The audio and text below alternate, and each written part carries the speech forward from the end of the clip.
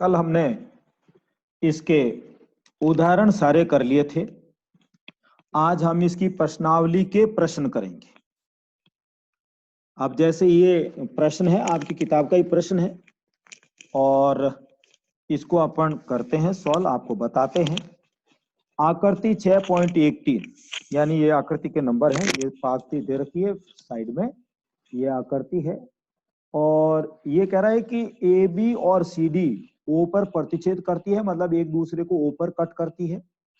यदि ए ओ सी, देखिए ए ओ सी मतलब इस कोण की बात कर रहा है, बी ओ ई इस कोण की बात कर रहा है, इन दोनों का जोड़ 70 डिग्री दिया हुआ है। और कोण बी ओ डी मतलब ये कोण आपको दिया हुआ है 40 डिग्री, इस तरीके से। तो कोण बी ओ ई और प्रतिवर्ती सीओई, इस सीओई का प्रतिवर्ती, इसका ज्ञात करना है। और बीओई आपको ज्ञात करना, बीओई आप इसको x मान लें, ये भी ज्ञात करना है, इसको y मान लें। लिखने में आसान होगा, दिखने में आसान होगा। आपको जैसे ये दे रखा है कि कोण AOC प्लस कोण BOE बराबर 70 डिग्री, ये आपको दिया हुआ है, ये प्रश्न में दे रखा है कि ये 70 डिग्री। अब देखिए AOC ऐसे देखते हैं तो AOC ऐसे मतलब दिखने में लिखने में डिफिकल्ट होता है। अगर आप इसको सीधा AOC को y लिख देते हैं, BOE चित्र में इसको हम x लिख देते हैं, तो देखिए दिखने में कितना आसान, लिखने में कितना आसान। एक तो AOC इतना बड़ा लिखो, एक सीधा y लिखो, पर ये x y चित्र में प्रदर्शित होने चाहिए, यहाँ पर दिखने चाहिए, लिखे हुए होने चाहिए।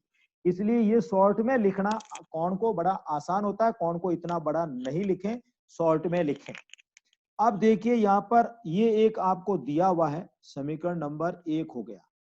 अब देखिए ए बी एक सरल रेखा है और सरल रेखा के किसी बिंदु पर एक ही ओर बनने वाले कोणों का जोड़ 180, यानी एक्स वाई और कोण COE, इनका जो जोड़ है इसको Z मान लें, तो ये 180 डिग्री होता है।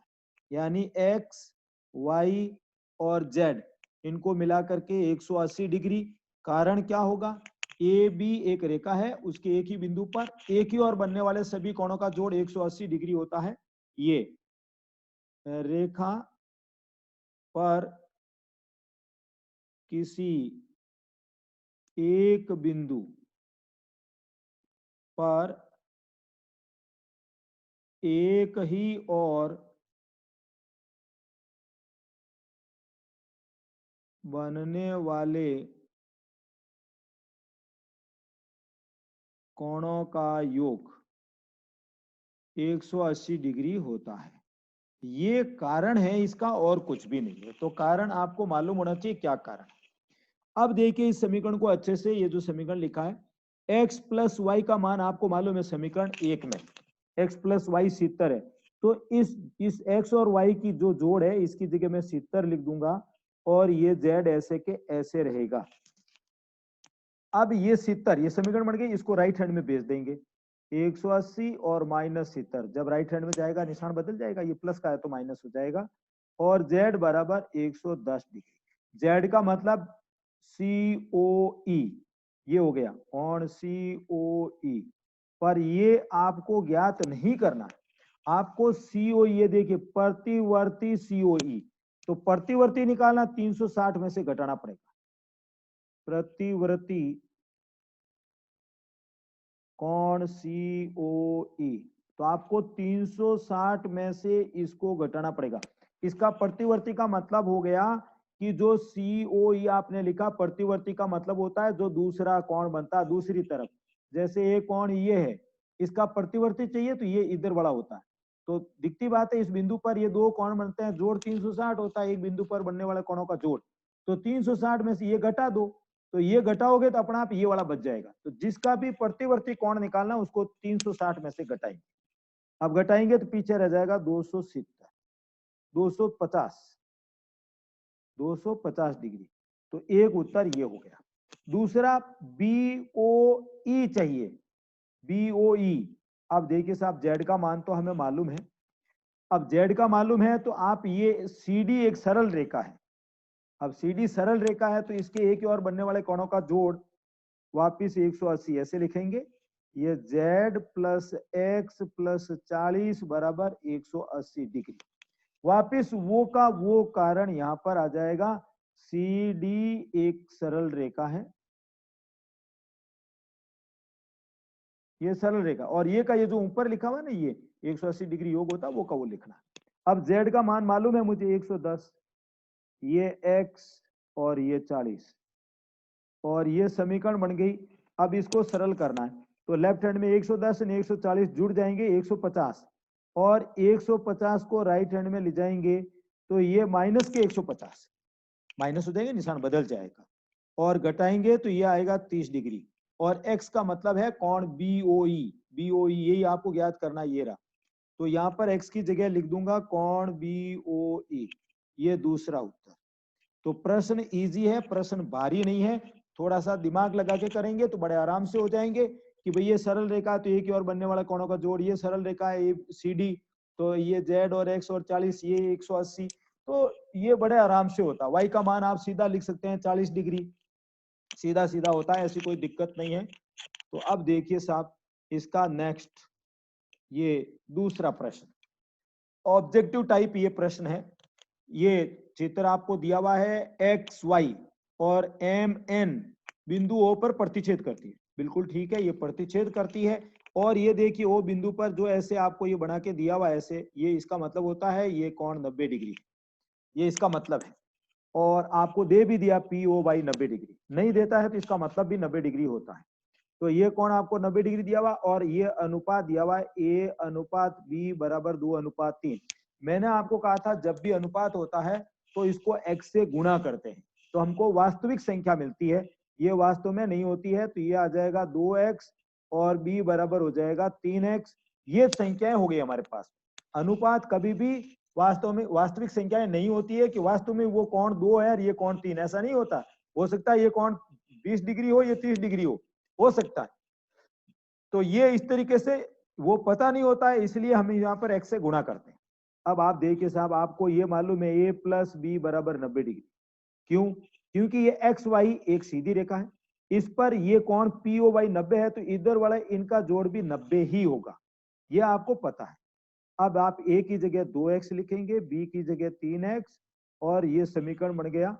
3 और 2 5 होते हैं, और ये 5 गुणा में है तो भाग में जाएगा, तो भाग कैसे होगा? ये आ जाएगा 1 और 4 तो 8 40, देखिए ये 18 हो गया x का मान। तो अब आपको यहाँ से सारे कोण मिल जाएंगे। देखिए a है 2x, 2x, x का मतलब 18, तो ये 36 डिग्री आएगा a। अब b आपको लाना है तो 3 इंटू एक्स यानी 3 इंटू 18, यानी ये हो जाएगा 54 डिग्री। अब देखिए इसमें a मिल गया, b मिल गया, अब आपको कौन सा चाहिए? C चाहिए। तो देखिए C कैसे आएगा? ये एम एन एक सरल रेखा है, तो इस सरल रेखा के एक ही और ये कोण बनते हैं, इनका जोड़ 180 होगा। तो यहाँ पर हम लिखेंगे B प्लस C बराबर 180 डिग्री। क्योंकि एम एन एक सरल रेखा है, इनको रेखिक युग्म भी कह सकते हैं, रेखिक युग्म ऐसे कह सकते हैं, रेखिक युग्म। अब B प्लस C, B आपको मालूम है ये 54 डिग्री है। अब C का मान आप निकाल सकते हैं, ये समीकरण बन गया। ये B का मान देखिए यहाँ पर 54 डिग्री है, तो ये B की जगह पर 54 रख दीजिए। अब ये 54 राइट हैंड में जाएगा तो माइनस हो जाएगा, आपको मालूम है समीकरण के नियम, निशान बदल जाता है। अब ये 54 घटाएंगे तो देखिए ये हो जाएगा आपका 2126, ये हो जाएगा।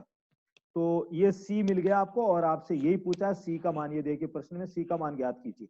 तो ये आपके पास में आ गया C 126 डिग्री। तो देखिए प्रश्न इजी होते हैं, डिफिकल्ट नहीं होते हैं। अब देखिए साहब अगला प्रश्न, ये कह रहा है आकृति में ये कोण बराबर दिए हुए POR, P नहीं PQR और PRQ, ये दोनों कोण आपस में बराबर है। तो सिद्ध कीजिए कि POS ये वाला कोण और ये वाला कोण भी आपस में बराबर है। देखिए बहुत ही आसान है, ये एक सरल रेखा युग्म है। कौन सा? कोण PQR प्लस कोण PQS, ये 180 डिग्री होता है, क्योंकि ये सरल रेखा, ये कोण एक सरल रेखा पर बने हुए रेखिक युग्म इसका कारण लिख सकते हैं। रेखिक युग्म, एक रेखा के ऊपर जो बन रहे हैं। और अब इसी तरीके से देखिए यहाँ पर कोण P R Q plus P R T, ये 180 डिग्री, ये इस तरीके से, ये भी रेखिक युग्म है। ये सेम चीज यहां पर लिखनी। अब इनकी समीकरण 1 और 2 को देखिए। समीकरण 1 व 2 क्या करेंगे, 180 डिग्री दोनों में राइट हैंड में है, दोनों बराबर है, इसका मतलब है कि लेफ्ट हैंड भी बराबर होगा। तो यहां पर मैं लिखूंगा P Q R plus P Q S बराबर P R Q plus P R T, क्योंकि राइट हैंड में ये 180 ये बराबर है, इसका मतलब लेफ्ट हैंड भी बराबर होगा। अब देखिए ये आपको दिया हुआ है, क्या दिया हुआ है, ये पी क्यू आर और पी आर क्यू ये बराबर है, यानी इस पी क्यू आर की जगह पर मैं पी आर क्यू लिख सकता हूं। तो देखिए ये राइट हैंड में भी ये चीज है, पी आर क्यू, ये राइट हैंड में भी है, तो ये आपके कट जाएगा, ये दोनों एक जैसे हैं। बच क्या गया, पी क्यू एस और पी आर टी, आपको यही सिद्ध करना। देखिए ये रहा पी क्यू एस और पी आर टी, तो ये इसकी जगह पर ये रख देंगे। यहां पर आप लिख भी सकते हैं कि ये कोण पी क्यू आर बराबर पी आर क्यू, ये यहाँ कोष्टक में लिख दिया, हमको ध्यान रहता है कि बराबर है, इसलिए देखिए पी क्यू आर की जगह पर यहाँ पर मैंने ये पी आर क्यू लिख दिया, तो दोनों तरफ कट गया। तो ये एक रेखिक युग्म के जो ऊपर आधारित प्रश्न है वो प्रश्न आपके ये है। अब देखिए इसके बाद में ये चौथा प्रश्न, तो ये चौथा, पांचवा और एक छठा और है नीचे, ये हम कल के जो वीडियो बनाएंगे उसके अंदर कर लेंगे। तो ये जो मैंने आपको प्रश्न बताए हैं इनको आप अच्छे से करें, कहीं भी समझ में नहीं आता आप वापस पूछ सकते हैं, कोई मना नहीं है, कॉपी में करें, कॉपी मुझे दिखा दें।